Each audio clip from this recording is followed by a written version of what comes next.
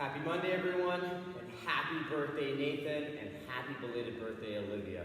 I hope you guys have extra special birthdays, and Olivia, I hope you extend your birthday celebration because you know what?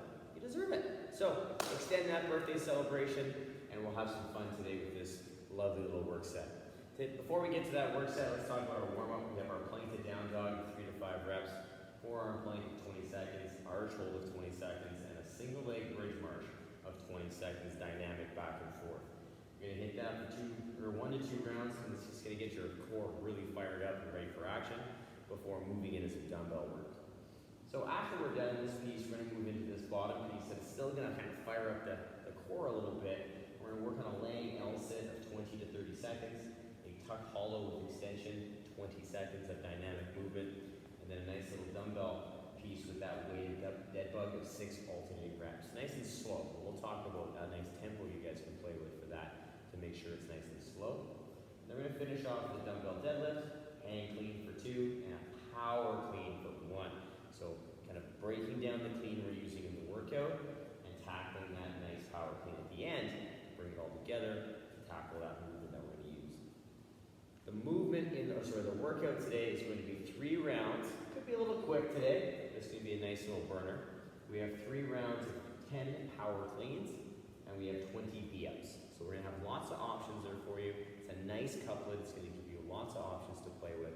But let's have some fun here. Let's enjoy, and let's get you warmed up and ready.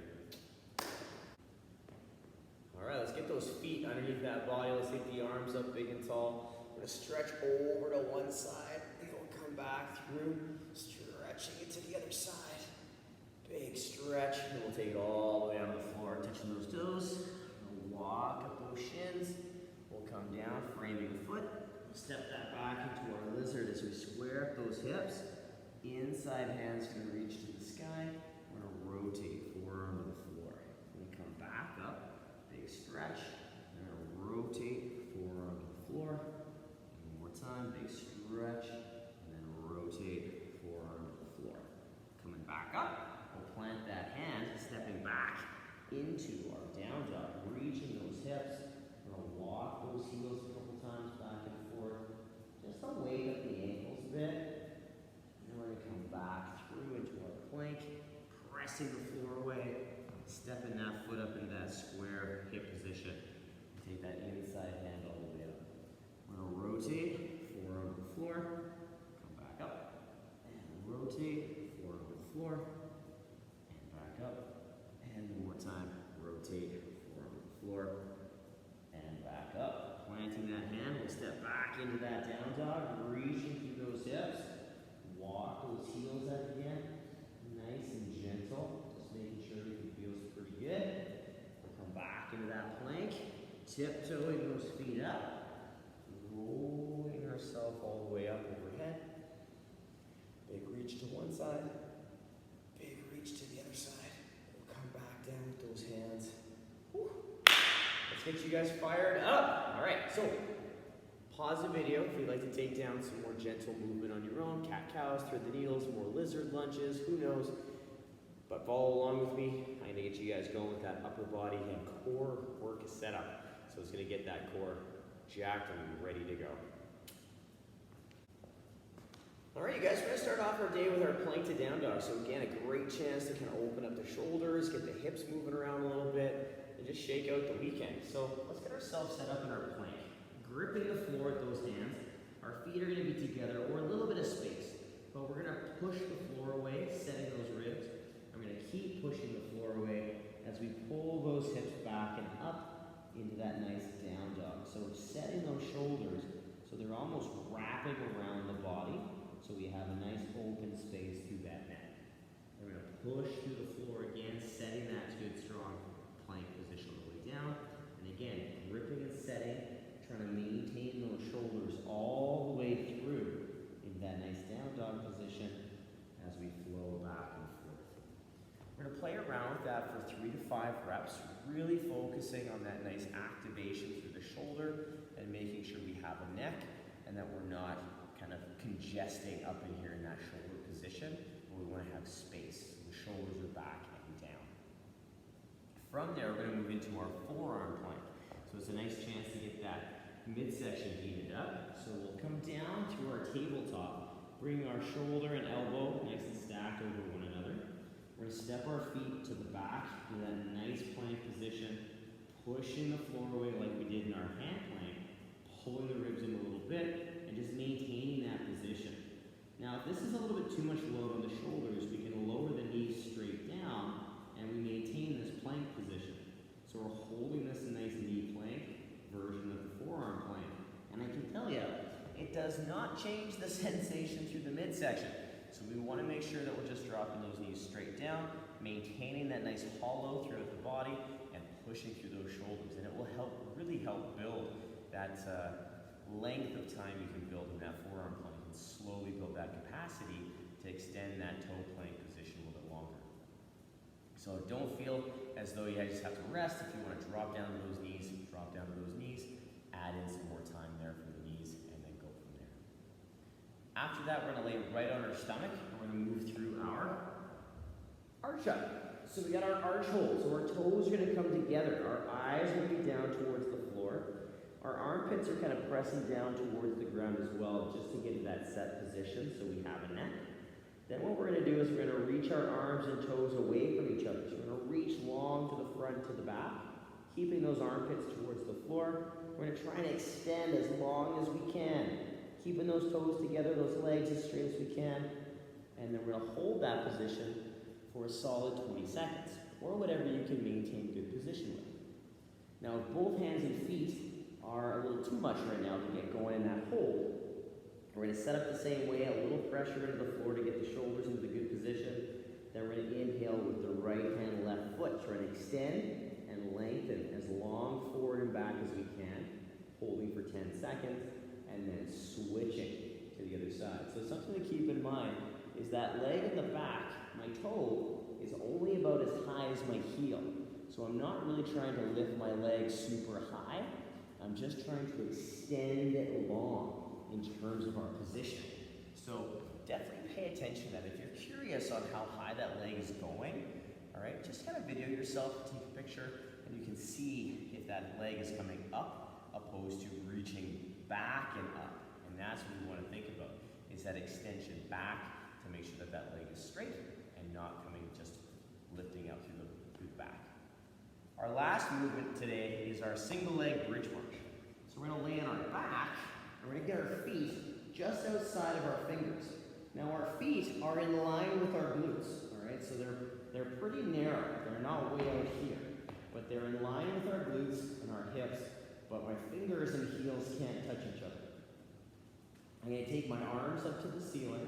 I'm going to push the shoulders up a bit towards the sky to get a little bit of protraction. And I'm going to pull the ribs in a bit so I can feel that low back in contact with the floor. And that's just going to pull my hips and my core into neutral. From here, I'm going to push my feet down into the floor, lifting up my hips. And then I'm going to push down with my left foot as I lift my right. Then I'll push down with my right as I lift my left. And I'm going to keep that pressure down into the floor as I work on stabilizing that pelvis. I'm just going to walk my feet back and forth, really focusing on the pressure down into the ground opposed to how high my foot comes. So I don't necessarily need to worry about lifting my legs super high. I just want to make sure that I'm trying to hold that hip at a good open position and just work on the pressure into the ground. And that's what's going to help keep that pelvis nice and stable and nice and strong. So pressure down, not so much on focusing on the up. Now, quick little recap. We have a plank to down dog for 3 to 5, forearm plank for 20 seconds, arch hold for 20 seconds, and a single leg bridge march for 20 seconds with that focus of the pressure of the foot into the ground. All right, and that's what's going to help balance you out. So 1 to 2 rounds, that's going to heat that body up from bottom to top, get that core heated up. And we're going to move into the next phase, which is going to continue getting that core ready, plus work some skills with the dumbbell.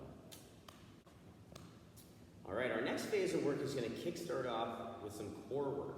And it's going to use a dumbbell, perhaps, or just something you can kind of press into on the floor. You could be a couch, you can hold on to the bottom of a chair, just something that you can get an anchor point with.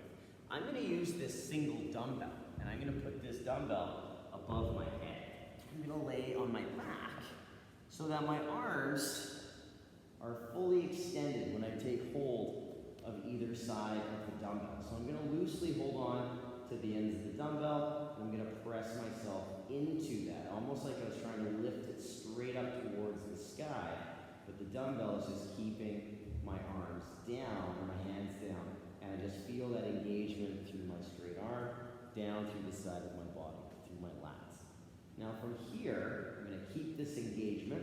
I'm going to walk my feet up. I'm going to pull my ribs in so I feel that hollow through my midsection, so there's contact with the floor. And then I'm going to maintain that shoulder and that hollow as I pull my knees into my chest, into my tuck. So if this is enough in terms of a position of where I'm holding that tension through my shoulders, through my core, then stay there. Work on that engagement through the shoulder, work on the core position, and challenge that tuck. If you're like, you know what, I think I can handle a little bit more, we engage that nice position again, nice and strong, pull the ribs in, I'm into that nice tuck. I'm going to extend those legs out nice and straight into my L position. So my toes are squeezing together, I'm pressing into the dumbbell, and I'm pulling those ribs in, and I'm holding that tension. To get out of it, I'm going to pull my knees back in, lower my feet down, and then slowly bring my arms back down the side to relax, to move into the next exercise. So that laying L sit is a great exercise to envision as if you were hanging from a bar and doing a hanging L hold. So it's going to give you all this same engagement, but not have to support your weight in a hang position. So it's going to allow you to really focus on bringing those toes, those ribs, those shoulders into the equation, but with a controlled manner on the floor. Now after that, we're going to move into our tuck hollow with extension. So my hands are going to stay in this kind of position down by my hips. I'm going to pull my ribs in, I'm going to squeeze my knees in, and now I'm just going to reach my hands towards my toes as I pull my shoulders towards my knees. So I'm in this nice tuck hollow. I'm going to try and keep my shoulders and knees super close together. I'm going to extend my legs as straight as I can. And then I'm going to pull my heels back towards my glutes. I'm going to maintain that tension as I extend those legs as best I can. And pull those knees towards my shoulders. And hold that engagement for 20 seconds. And what I'm going to be doing with that for 20 seconds is slowly extending my legs, slowly pulling those heels back to my glutes, slowly extending those legs, pulling back in. Now, if you struggle keep trying to get those legs straight, you can do this with a single leg, working on that extension, keeping this leg or that toe on the floor to give you a little bit of an anchor point to maintain connection through the core. So play with that. You got 20 seconds of movement, and you're going to have a lot of fun with that because it's a burner and a hamstring stretcher for sure. After that, we're not done with the core just yet. We're going to take our dumbbell, we're going to place it up over our chest, and we're going to keep that dumbbell being pressed up to the ceiling. We're going to pull our ribs in, and I'm going to lift my feet up so I'm in my 90-90. So I'm in that nice reverse table.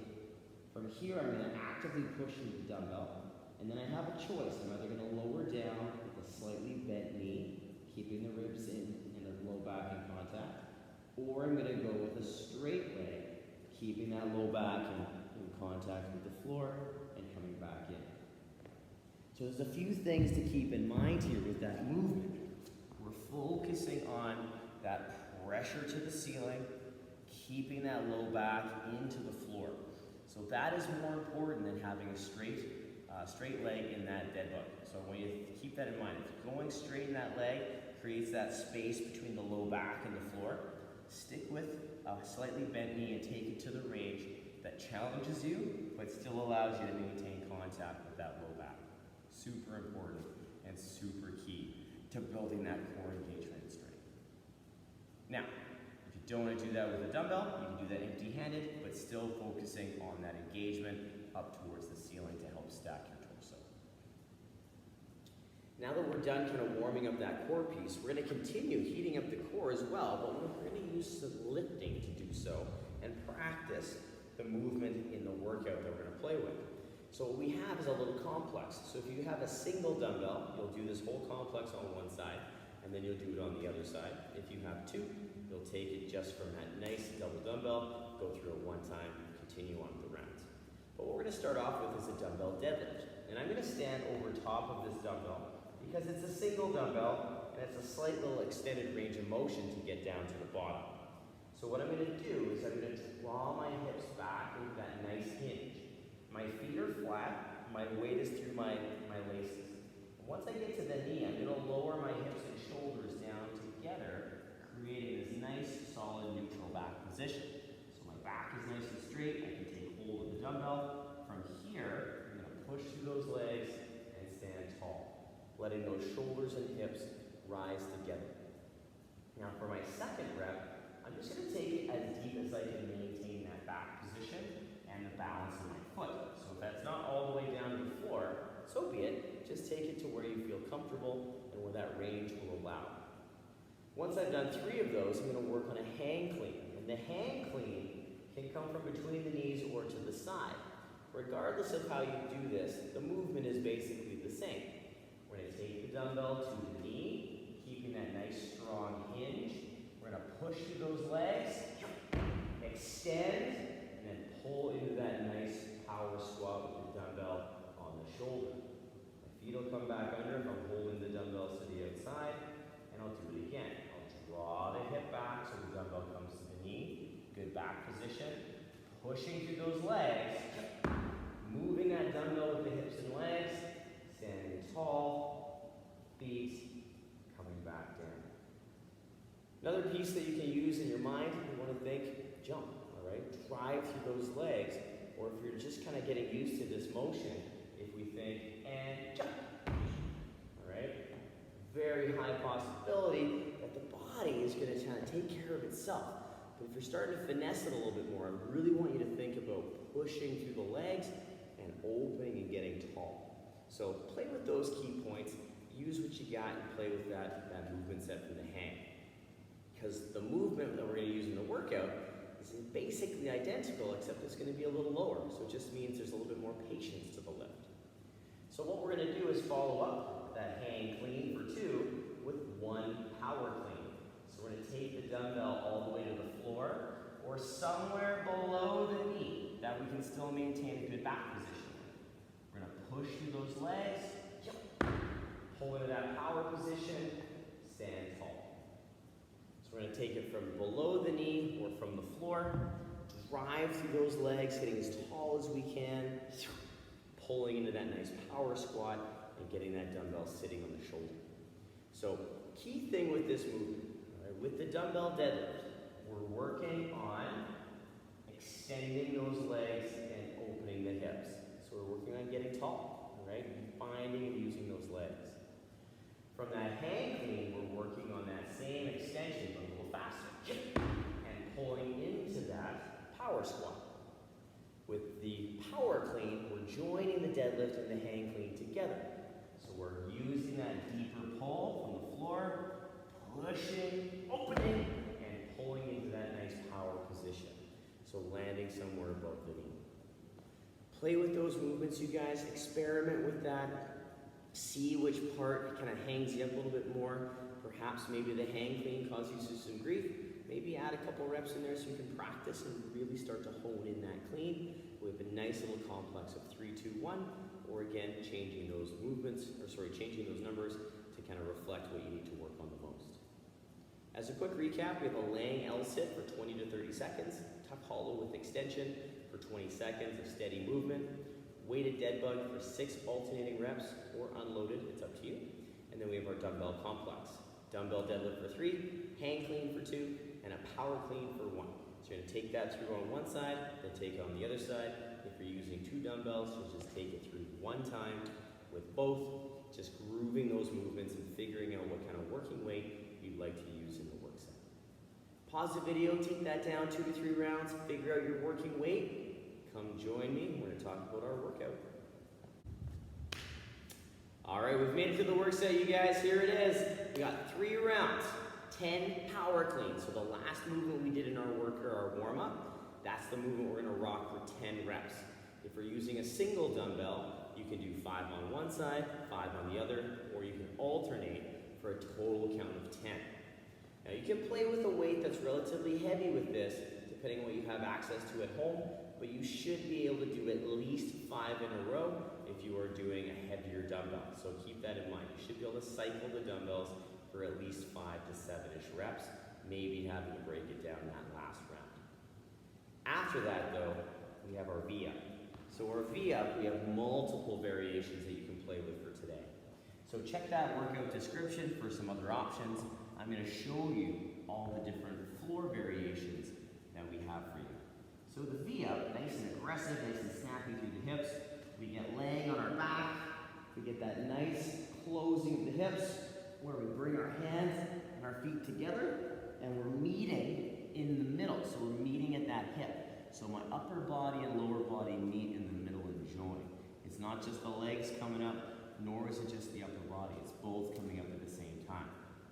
So if 2 feet at the same time is a little bit much, we can work on individual, reaching up towards those toes, trying to get as nice and high up at that hip as we can.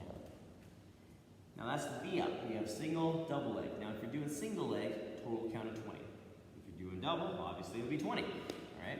But if that straight leg is a little bit too much, what we can do is we can bend it and we can work on the tuck up.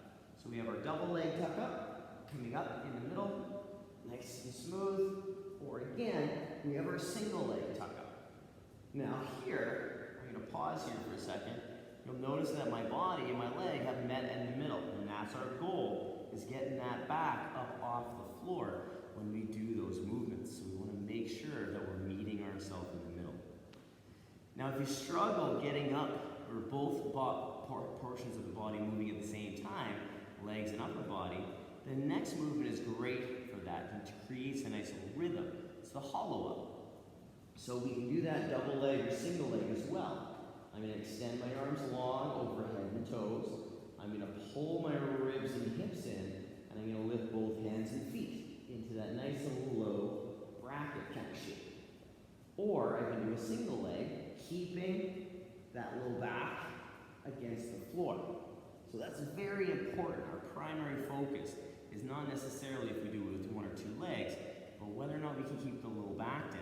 So if you can't do the low back piece with 2 feet, just do a single, because that will build and teach your body more than struggling through that losing of contact with the floor. So take your time with that, play with those. That's a great option. Now, if the upper body coming up is the hard piece, we have 2 variations that are really helpful. One of which is very slow and methodical, no momentum, which is the laying toe touch. So I get into that laying L that we were in earlier. My hands are going to be reaching towards my shoelaces. I'm going to pull my ribs and hips in, and I'm going to roll myself up towards my shoelaces and come back down. Roll up, come back down. And there's no momentum in this. So however high you get, that's as high as you can get by pulling those ribs in and getting that good roll. So we're not trying to use momentum or swing our arms. The next variation, we get to use momentum as a little faster, which is called the pike sit-up. So our toes are straight, our hands are above our head, we sit it up, we try and touch our toes, and then we roll ourselves back down, sit it up, and we reach as far down our shins as I can. If I can touch my toes or reach past my toes, I'll explore that. If not, I'm just going to take it to wherever I can and roll down. Now it's totally legit to use your arms as a little bit of momentum. Totally fine with that. So embrace it, have fun with it, use that momentum and have some good speed with these. Now the only thing we have to talk about for the pike sit-up is the hands touching above the head. So if you have the range to keep those ribs in and those shoulders down as we touch the floor, then touch the floor. If you find that when you come overhead, you touch the floor and your mid-back or ribs break, I don't want you trying to touch the floor, just to touch the floor. You'll just take it back to where you can, come back up, touch. So we want to make sure that we're paying attention to that body position in the midsection so that we're not breaking through that midsection, creating space floor in the back. So only take the arms as far back as we can, but it's totally legit to use them. 3 rounds. It's gonna be a fast little burner. We're gonna have some fun with this one. We got 10 power cleans, 20 V-ups or 20 V-up options. So check those options out. Pick the one that's gonna suit you the best to get you stronger with that nice aggressive closing and opening of the hip. I hope you have a fantastic day, Nathan, and I hope, Olivia, you keep that birthday celebration going. I hope you guys have a fantastic time because you're both very special individuals in our community, and I hope you enjoy. As always, everyone, work for quality. Have a ton of fun today. We'll see you tomorrow for some more fun programming. Bye, you guys.